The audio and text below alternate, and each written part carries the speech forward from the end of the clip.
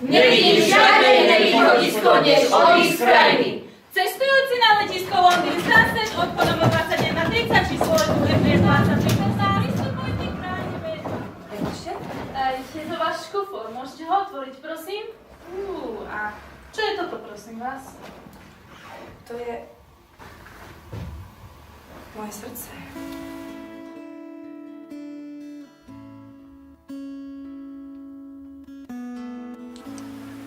Prichádzame z európskej krajiny do inej európskej krajiny, ale stále prichádzame do cudziny.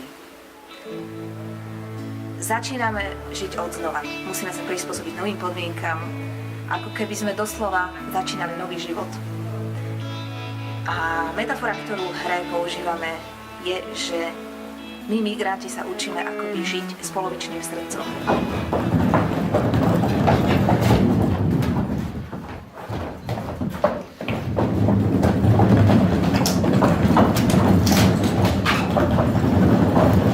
Jazdí naopak!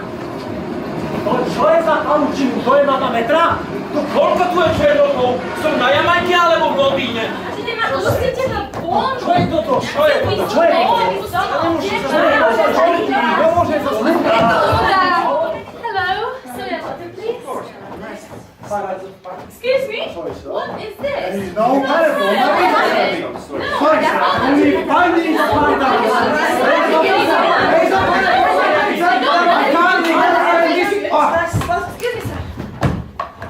Táto hra sa dotýka každého, ktorý opustil svoju rodnú krajinu.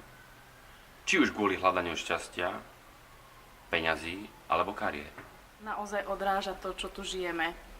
Všetku tú pretvárku a všetku tú spokojnosť, ktorá v skutočnosti zakrýva naozaj naše slzy a naše trápenia v tomto svete. A mnohokrát to tu naozaj nie je také ľahké, ako sa zdá. Sama a blúzny aniel, čo ma stráži, zaspal váži na dvoch dlaniach jednu. Nepýtaj sa, či som šťastná, mám sa dobre. Nepýtaj sa, či som šťastná, veď mám sa dobre.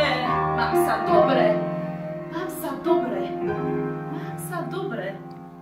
Pripadáš si divne, no čas všetko zmetie, s novým svetom splinieš, starý svet ťa metie.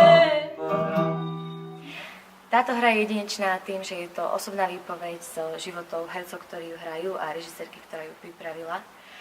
A je to veľmi originálny príbeh a výpoveď o tom, čím si človek prejde, keď sa presťahuje do inej krajiny.